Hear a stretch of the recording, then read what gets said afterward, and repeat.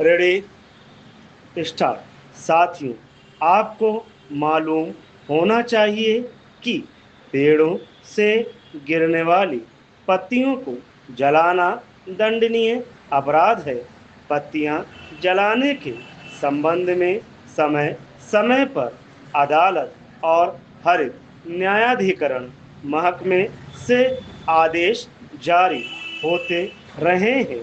मानना पड़ेगा कि इस कानून का अमल कराने वाली संस्था में संसाधन और समुचित अमला नहीं होने के कारण पालन सुनिश्चित नहीं हो पा रहा है।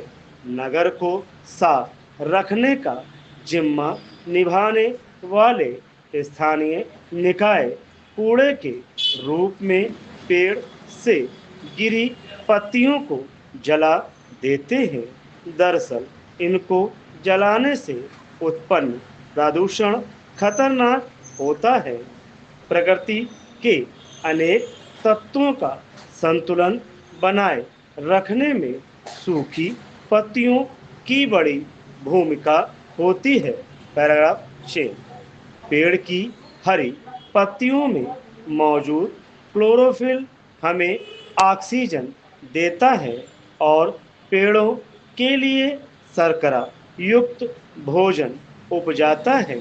जब पत्तियां का क्लोरोफिल चुक जाता है और वे पीली पड़ जाती हैं, तब भी उनमें नाइट्रोजन, प्रोटीन, विटामिन, स्टार्च और शर्करा का खजाना होता है। ऐसी पत्तियों को जलाया जाता है तो कार्बन, हाइड्रोजन, नाइट्रोजन और सल्फर से बने रसायन उत्सर्जित होते हैं, जिससे वायुमंडल में नमी और ऑक्सीजन नष्ट हो जाता है।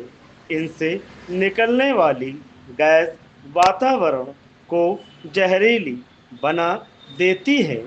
पत्तियों के तेज जलने की तुलना में धीरे धीरे सुलगना अधिक प्रदूषणकारी होता है। इससे वाहनों से निकलने वाले धुएं के बराबर जहर फैलता है। हर शहर में अप्रैल और मई में अर्जुन, नीम, पीपल, इमली, जामुन, ढाक, अमलतास, गुलमोहर, शीशम जैसे पेड़ से 200 से 250 टन पत्ते रोजाना गिरते होंगे। अगर पत्तों को यूं ही पड़ा रहने दिया जाए तो जमीन का तापमान कम होगा और मिट्टी की नमी बरकरार रहेगी। इनका उपयोग जैविक खाद में बदलकर किया जा सकता है, जिससे 100 टन रासायनिक खाद का इस्तेमाल कम किया जा सकता है। सूखी पत्तियां पर्यावरण की मित्र हो सकती हैं। इनको संरक्षित करना सामाजिक जिम्मेदारी है। पैराग्राफ 6। भारतीय रेल एशिया का सबसे बड़ा तंत्र है। हर साल रेल बजट में यात्रियों की सुविधा और रेलवे के रख रखाव के लिए अरबों रुपए दिए जाते हैं। हम और हमारी सरकार बुलेट ट्रेन चलाने की सोच रही है। इसके लिए प्रयास चल रहे हैं। चीन और जापान से मदद ली जा रही है।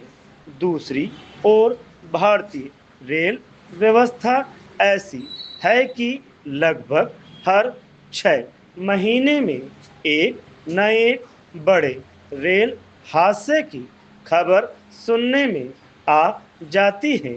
पिछले 9 महीनों में कई छोटे बड़े हादसे बहुत हो चुके हैं। छोटे बड़े रेल हादसे एशिया के सबसे बड़े तंत्र की खोखली सच्चाई बताने के लिए काफ़ी हैं।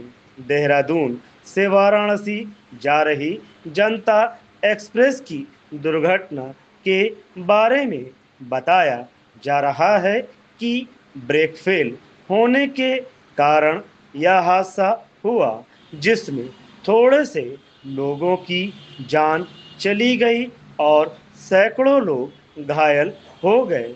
इसका मतलब यह नहीं है कि सबसे बड़े तंत्र हमारे पास नहीं हैं।